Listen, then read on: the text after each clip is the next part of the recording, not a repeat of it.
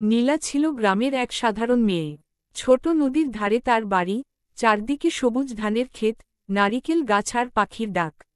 বাবা কৃষক, মা গৃহিণী। নীলার দিন কাটত পড়াশোনা আর মায়ের কাজে সাহায্য করে। কিন্তু তার চোখে ছিল বড় একটা স্বপ্ন, সে শিক্ষক হবে, নিজের গ্রামের বাচ্চাদের পড়াবে। প্রতিদিন ভোরে নদীতে গিয়ে পানি আনে, তারপর মাঠের পথে হাঁটতে হাঁটতে স্কুলে যায়। গ্রামের স্কুলটা ছোট, টিনের ছাউনি আর বাঁশের বেড়া। তবুও নীলা ভালোবাসত সেই স্কুলকে। তার শিক্ষক মিসেস রোজিনা প্রায়ই বলতেন, নীলা, তুই একদিন অনেক বড় কিছু করবি। এই কথাগুলোই নীলাকে সাহস দিত। একদিন স্কুলে ঘোষিত হল, উপজেলা পর্যায়ে রচনা প্রতিযোগিতা হবে। বিষয়, আমার স্বপ্নের দেশ।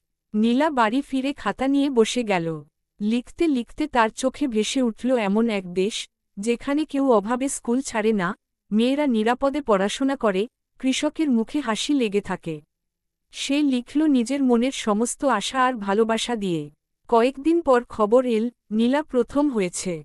সবার মুখে আনন্দ। স্কুলের প্রধান শিক্ষক নিজে তাকে মঞ্চে ডেকে পুরস্কার দিলেন। সেই দিনটা ছিল নীলার জীবনের মোড় ঘোরানো দিন। কিন্তু আনন্দের পাশাপাশি জীবনে এল নতুন দুঃখ। বাবার ফসল নষ্ট হল অতিবৃষ্টিতে। সংসারে টান পড়ল। মা বললেন, মেয়েটা এখন পড়াশোনা বন্ধ করে কিছু কাজ করুক। কথাটা শুনে নীলার বুক ভেঙে গেল। সে রাতে মাটির বিছানায় শুয়ে জানালার বাইরে আকাশের তারা দেখল। মনের মধ্যে একটা কণ্ঠ বলল, না, আমি থাম না। পরদিন নীলা শহরের স্কুলে ভর্তি হওয়ার স্বপ্ন নিয়ে শিক্ষিকা রোজিনার কাছে গেল। শিক্ষক শুনে কিছুক্ষণ চুপ করে থেকে বললেন, নীলা, আমি তোর ব্যবস্থা করব। তুই শুধু মন দিয়ে পড়। চোখ ভরে জল এল নীলার। দিন যেতে লাগল, নীলা শহরের স্কুলে ভর্তি হল। নতুন পরিবেশ, নতুন চ্যালেঞ্জ। অনেক কষ্ট হলেও সে হাল ছাড়ল না। রাতে আলো নিভে গেলে কুপির আলোয় পড়ত, সকালে আবার বাসে চেপে স্কুলে যেত। তার পরিশ্রমের ফল মিলল, বোর্ড পরীক্ষায় সে জেলার প্রথম হল। ফলাফল দেখে বাবা মা কেঁদে ফেললেন খুশিতে। গ্রামের লোকজন বলল, আমাদের নীলা এখন গ্রামের গর্ব। পরের বছর নীলা শিক্ষকতা পড়তে কলেজে ভর্তি হল।